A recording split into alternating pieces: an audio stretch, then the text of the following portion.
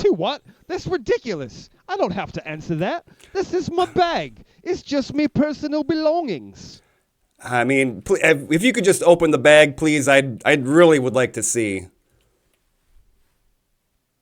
All right, fine. Let me just lift this latch here. Oh dear, tut. Whatever, shall. Tonight on PNG Weekly, an interview with the uncensored Piers Morgan. We take a look at my top Christmas movies and specials, plus all the week's breaking news. All that and more tonight on PNG Weekly. Welcome to the show, everyone. This is PNG Weekly. I am your host, Freddie S. Let's dive into it. Our first story, a new independent report reveals that Jeffrey Epstein was in fact a respecter of women and supported the age of consent despite prior allegations. Mr. Epstein had all of his prostitutes lie about their age to appear younger for the purposes of blackmail, but they were in fact all consenting adults, with Epstein being a pimp with the heart of gold. That is one way to avoid those pesky laws, and that will probably work out great for everyone on the list. No one is safe from the gaydar of recovering homosexual Milo Yiannopoulos. Nick Fuentes, Charlie Kirk, Benny Johnson, Alex Stein, and others have all been outed by the online commentator. Milo then went on to speculate that Pete Buttigieg and Dave Rubin may be faking their affinity for penises and butt sex for political motivations. Our crack research team here at PNG Weekly has done its own investigation, and we think we have stumbled on some others Milo may have missed. Arkansas Senator and gay bar aficionado Tom Cotton. Texas Congressman Dan Crenshaw. Give some respect to the LGBT community. AstroTurfed political commentator Gates Garcia. South Carolina Senator Lindsey Graham. No further comment needed. Texas Senator Ted Cruz. He is definitely pretty gay for Israel. This poor bastard. New York Senator Chuck Schumer. His wife looks like Andrew Yang in drag. And Speaker of the House Mike Johnson. But he strikes me as more of a Comet Pizza connoisseur, if you catch my drift. Some online are theorizing that President Trump is possibly on Alzheimer medication Leqembi. Theorists claim that since the drug is administered through IV, this would explain the bruises commonly seen on the president's hands, and the drug also has side effects of confusion and fatigue, which we are used to seeing in the highest office of the country at this point. Is this truly the cream of the crop of America's political elite? Some inefficient boomers letting their administrations walk all over them while they fall asleep, watching cable news and eating ice cream? We get what we put up with, I'm afraid. In a move that does not appear to be out of a dystopian novel, the World Health Organization and Bill Gates unveil a new plan for digital ID, of vaccine tracking and AI surveillance. The proposed system would include such helpful features as identifying and targeting the unreached, combating misinformation, and integrate personally identifiable information with data such as income, ethnicity, and religion. Doesn't sound suspicious at all. When asked for comment, Bill Gates had this to say, "Fools! After 1,000 years, I'm free! It's time to conquer Earth!" The internet is abuzz over the weekend with the release of a new hip-hop sensation, Little Crystal's brand new album, Straight Outta Cinnamon. The album has a couple of straight-up bangers, including Fuck Your Hijab, Bug-Eyed Bitch Tits, and Don't Be Hatin' on My Pumpkin Spice. The album is expected to go double platinum by the week's end. The e-grifter blood sports continue on with this week's battle, which includes Ian Carroll versus Nick Fuentes and Tim Pool versus Candace Owens, and Gavin McInnes appearing on the Brother Love Show. Tim Pool came out swinging against Candace, calling her all kinds of expletives and insinuating that the division on the right is caused by her Charlie Kirk assassination theories and not the Republican administration's lack of inaction on all campaign issues. Candace claims Tim is in financial trouble and has been trying to sell his business. But grifting aside, Candace does have the #1 podcast right now, and Tim is losing viewership and reach. And you would only have to ask him about the USS Liberty to perhaps see why that is. All right, everyone, stay tuned. Coming up next, an interview with the one, the only, Piers Morgan. Stay with us. Do you sometimes get bored with the same old white people seasonings like lemon pepper or Montreal steak? Do you wish your sleepy rural town had more culture? Have you ever dreamed of taking your new Fed Post date out for dinner, sampling the finest exotic cuisine right in your own backyard? Well, come on down to Mogadishu Buffet, serving all of your favorite authentic dishes like mud cookies, partially digested grass from camel's stomach, wild leaves. Everyone loves our hut-style recipes. Come on down to Mogadishu Buffet. We're your family now. So happy to have our next guest joining us. He is no stranger to controversy, hosting interviews and debates among the culture's fiercest warriors of all political stripes. The one, the only, the uncensored, Piers Morgan. Mr. Morgan, so happy to have you with us this evening. You have been blowing up the algorithm these past couple weeks with the Tucker and now infamous Nick Fuentes interview. Have you had any pushback or threats for hosting these controversial guests? Death threats? Why? Well, yes, of course I've had some. But it's all worth it for a bit of curry, am I right, old chap? The old fish and chips is a bit stale, and we have to bring in some new exotic recipes. No, I don't agree, actually. I don't think it's worth sacrificing your heritage for some rice and beans, but let's move on. I saw after your interview with Nicholas J. on Monday, you seemed to walk away thinking you had won that interaction. Do you feel that you swayed the public's opinion against him and his views? I merely pointed out that he was a racist and a misogynist using his own language. I hardly had to win anything. He fully admits to these things. I've done a great service by exposing him for his hateful views. Yeah, sure have. Fair enough. Let me ask you this. In a recent interview, you are quoted as saying, Hitler is very fucking cool, then followed up with, Hitler is fucking a monster. Now, I'll fully admit that Hitler is in fact very fucking cool, but which monster is Hitler fucking exactly? Is world Jewry the very same monster that Hitler is fucking? Your thoughts? Oh, ha ha, very clever. It's completely taken out of context. It's not what I meant at all. I have it right here on video, sir. You said Hitler is fucking cool. You also said you have no problems giving tampons to your female friends. Is that fanny pack where you keep your tampons? How many tampons do you think you have on you, your person currently right now? To what? That's ridiculous. I don't have to answer that. This is my bag. It's just me personal belongings. Come on, just open up the bag, Piers, please. Let's just see. All right, fine. Let me just lift this latch here. Oh dear, tut. Whatever shall I do? Holy shit, how many tampons are you handed out on a daily basis there, brother? That seems like a lot. You got a dilator in that bag too? Did you get that dong chopped off? That's simply preposterous. These are for my lady friends in case they are in need. Okay. It's perfectly common in the UK to have a handful of tampons for your lady friends in case they ever run into a bit of trouble. Okay, yeah, fine. Let me ask you a couple other questions that seem to be within the limit of public interview discourse.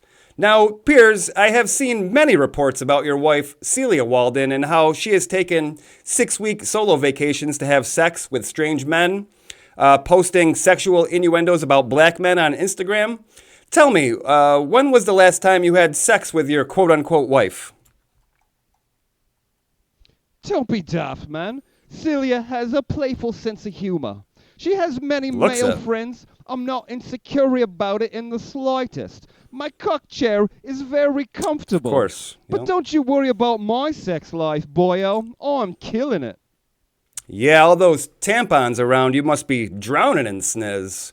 Now, Piers, you seem to be a soy-sucking beta cuck male. Now, let me ask you this about your father. Was he also a spineless beta cuck pussy boy, low-quality male, worthless boomer faggot such as yourself? Oh, now you're bringing my father into it. Cute. Oh, I thought this type of stuff was fair game for tabloid interviews. My bad, bruv. Let's move on. You also seem to have a hard time understanding per capita during your discussion with Mr. Fuentes. Allow me to help if I may.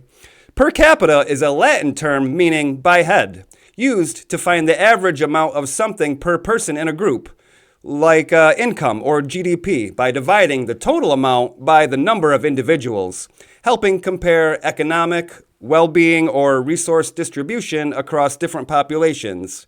So is it starting to click in a little bit about percentages, Piers?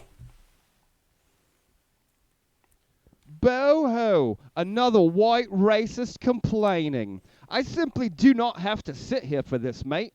Immigrants bring in the extraordinary culture. White crime is rampant among the city. Of course it is. And there are no rape gangs in the UK at all. Cheerio, good day. Huh, I didn't even bring up the rape gangs. Piers Morgan, everyone. Go enjoy that tikka marsali, buddy. Stay tuned for our final segment where we go over some of my top favorite Christmas movies and specials. Stay with us. Do you work long hours lurking on the dark web at your government job? Yeah. Do you sometimes get lonely while posting on 4chan how you're going to overthrow the government in Minecraft? Yeah, sometimes. How did you know that? Do you long to find someone who glows just as bright as you so you can bring internet Nazis and Palestinian extremists to justice? Oh, yes, totally. Well, FedPost might be for you. Find your match on FedPost. FedPost, the dating app that glows. Well, it's that time of year where we bust out the old DVDs, gather up the family, and watch our favorite Christmas movies. This list is a personal list with no motivations other than my preference. Your mileage may vary. And now, in no particular order, here are my top favorite Christmas movies or specials of all time. Coming in, number 1, Garfield Christmas Special. This is a late 80s classic that I grew up watching every Christmas. Then I eventually found it on DVD during my recapturing childhood nostalgia phase in my 20s. Some would argue this phase never ended, but I digress. This one holds the test of time for me. It has a nice message about family, and my son is now watching it every year with me also, so this one holds a special place in my heart. Number 2, It's a Wonderful Life. Easy answer, probably. Every person typically loves this one, but you would be surprised at how many people have a hard time sitting through this. Or maybe not. It's black and white, and it's from the 40s. The wife and kid could not make it through this one when we tried watching it as a family, but I still love it. I love the simpler time, the sense of community that just doesn't exist today. It's a very relatable story about a father who is struggling. I'm glad they have not successfully remade it. I don't know if they tried, but I know they haven't successfully tried. Let's put it that way. It's pretty much a perfect movie as is. Number 3, Eyes Wide Shut. An Illuminati satanic sex cult conspiracy wrapped in a Christmas setting? Well, sign me the fuck up. Directed by one of the best directors to ever do it, Stanley Kubrick. What's not to love about this movie, really? It's got a mood about it. It's like haunting. It's mysterious. It stirs conspiracy theories. To this day, there's videos on TikTok and Instagram and Twitter and stuff that Kubrick's lost edits and the lost New York footage and this and that. It's one of the best. You're not going to watch it every Christmas, granted, but it deserves an attentive viewing or two, Number 4, Rare Exports. This is a Finnish movie that has been getting a little more popular with streaming over the years, but I found this earlier in the 2000s, right after it came out. I was just trying to find the most obscure horror films after being completely dissatisfied with what was coming out in America. But this movie is cool as hell. It's about an evil Santa that is unearthed from the depths. And I'll stop there, and you should just watch it. No more spoilers, because it's a really cool fucking movie. Number 5, A Charlie Brown Christmas Special. Another timeless classic that I have only grown to appreciate more and more over the years. As a child, I think we would just watch this shit. It was just on TV, so you watched what was on. It was a novelty to have cartoons on at nighttime on prime time. And some of them are dated and like boring when you're a child, but like once you get older, like some of these specials, you view them with new eyes. You pick up on many things that you never caught before. Like Charles Schultz is a legend in my book, and like there's a lot of his specials that are cool. There's like the Thanksgiving Pilgrim special. There was like a whole series that he did about American history. Yeah, I'm glad some of this content is still available in its original form. Number 6, Krampus, another horror Christmas film. Sorry. This one's a little more recent, but this one's a fun one. There are 2 movies called Krampus. They released around the similar time. Make sure you find the one with Adam Scott. It's a very cool premise. It's a little mean-spirited for a Christmas movie, but it's a fun ride. You want to break up some of that sappier shit. It's PG-13, so like if you got teens, it's still, you can watch it with them. It's a pretty fun movie. Number 7, South Park's Mr. Hanky, the Christmas Pooh. Howdy ho! It's been a long time since I did that. Sorry. This one holds a special place in my heart. I was like the perfect age when this came out.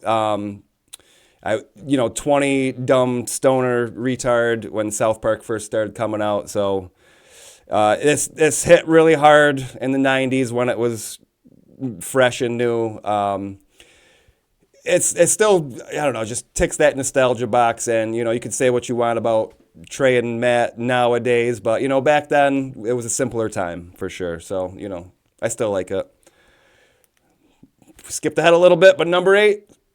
Mickey's Christmas Carol, another, all these are nostalgia trips, but I remember watching this one every year, and it would always have like the shorts with Chip and Dale, like Pluto, Donald Duck, and this one has just become a staple in my house. My son picked up on Chip and Dale when he was younger for some reason, and he just loves them, so he started watching Rescue Rangers at one point.